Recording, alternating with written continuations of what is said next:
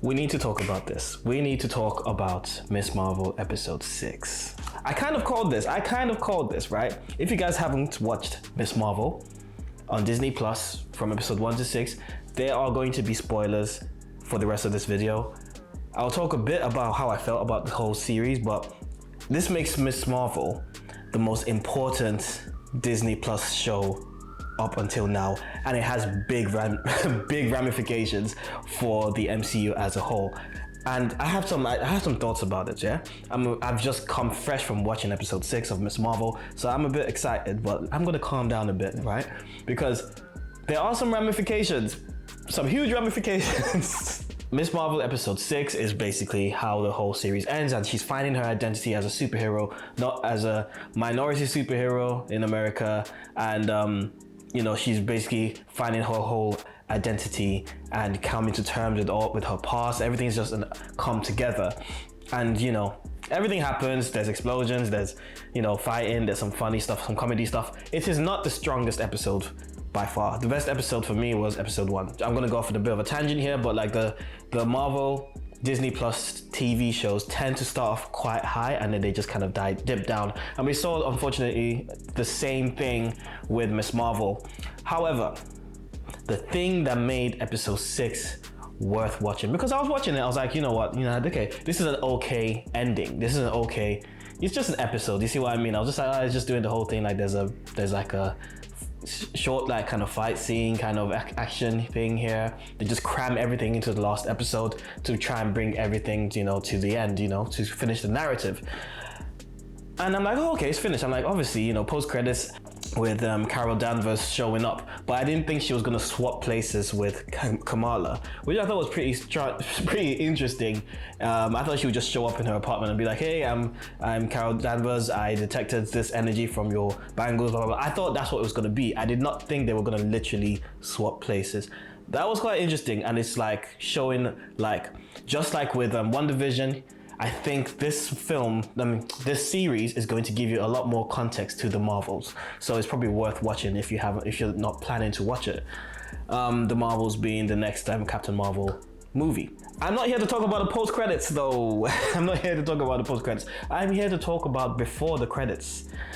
Kamala and her friends showing up, Bruno is getting ready to go to Caltech, and he's like, remember earlier in like episode 2, he's like, or episode 3, he's basically looking at her DNA and he's like, oh, you're a Jinn, blah, blah, blah. And we're like, okay, so she's not like, an inhuman in this thing, right? She's actually, it's more like mystic, other realm kind of powers. And I accepted that. I was like, you know what, it's fine. Creative license. It's a completely different storytelling to the comics. I've never really read the comics myself anyway, so I am not that, I don't really care much how it's gonna change. But the thing I did not expect, right, is Bruno saying, there's something, I checked your DNA with your families, and for you specifically, there's something different about you, some sort of mutation. I literally had to scream. Like I didn't scream like a little girl, but I was like, oh my god, a mutation. And they played the flipping X-Men the X-Men theme tune. I was like, whoa.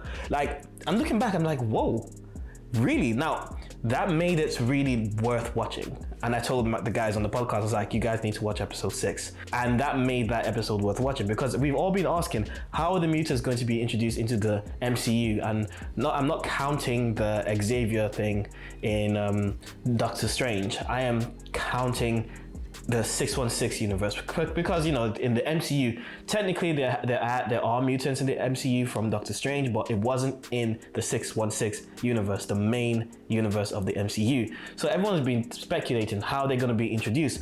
I never thought they would do it using the TV series.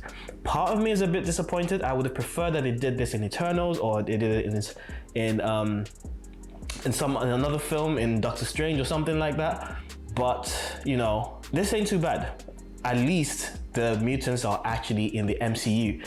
I didn't call this, right? I like to say that I called this, right? But I didn't fully call it, but I was on the right trajectory. Remember in my episode, my previous episode about the X-Men in the MCU, saying that, how should the mutants be? It's a rant of mine on, I'll probably link it in one of these things up here. But one of my previous rants about the mutants in the MCU, how they should be brought in, and I was saying how they shouldn't be brought in. Please don't use time travel. Please don't use universe hopping. Don't bring them in from another realm. Make them part of the universe. You just don't know what they are yet. And I said something along the lines of, is it Monica? Or I think Monica Rambeau from WandaVision and, you know, Spectrum as she is in the comics. I was saying you could make her a mutant because her power comes from Wanda's hex magic or whatever it is, which is linked to the Mind Stone, and Wanda is actually a mutant, and so is Pietro. So you can kind of twist it in that way. I was kind of on the right track here, and they kind of did the same thing that I was thinking of, but they actually applied it to Miss Marvel, which I didn't think they would do. I didn't actually see them turning her into a mutant. I didn't think they would turn her into a mutant, like, because she's supposed to be an Inhuman, but we know the Inhumans, the TV show didn't do very well, so people aren't really a fan of them as much as they are other like kind of groups. So I was like, okay, maybe because the Inhumans didn't really do well in that TV series, they're just kind of forgetting about them and only using them as cameos and stuff like that.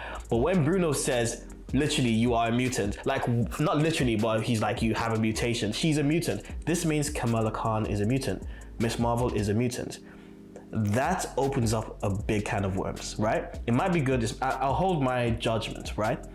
There's a lot of potential in this, but it could also kind of, if they don't write it very well, it could kind of ruin things. So, but here's what I am thinking. Here's what I'm thinking. Remember, right? Her powers didn't get manifested until, it's very interesting. When you look at episode 1, she puts on the bangles. So the bangles are the thing that unlocked her X gene, pretty much. Now, if we go back to WandaVision, and obviously spoilers for WandaVision and all that kind of stuff, but like Monica Rambeau, obviously she stepped through the hex wall that Wanda made, and that unlocked something in her. They did not explain why it happened to her. It just messed up. It mixed up her DNA. Remember, they were saying that your DNA is getting reconfigured, right?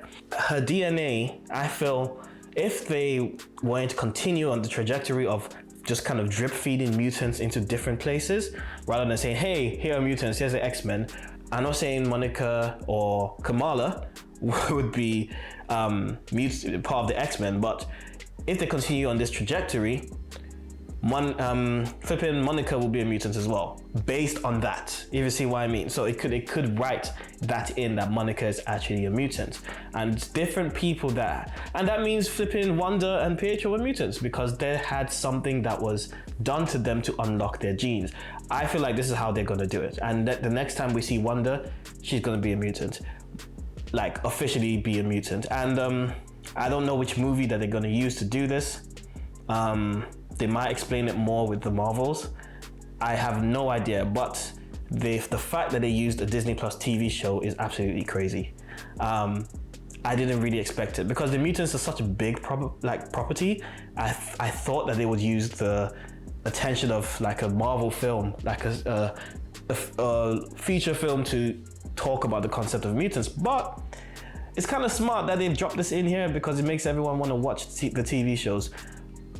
Well, we'll have to wait and see. So there might be other mutants that just pop up because there's something that's an external thing that's like a bangle or something else that basically unlocks their gene, and maybe it's just trauma. We don't know, but I think we can't really predict it at this point. We just have to wait and see. But what do you guys think?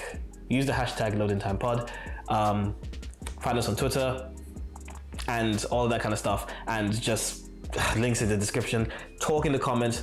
Let us know what you thought about this reveal of mutants in Miss Marvel. Was it a waste?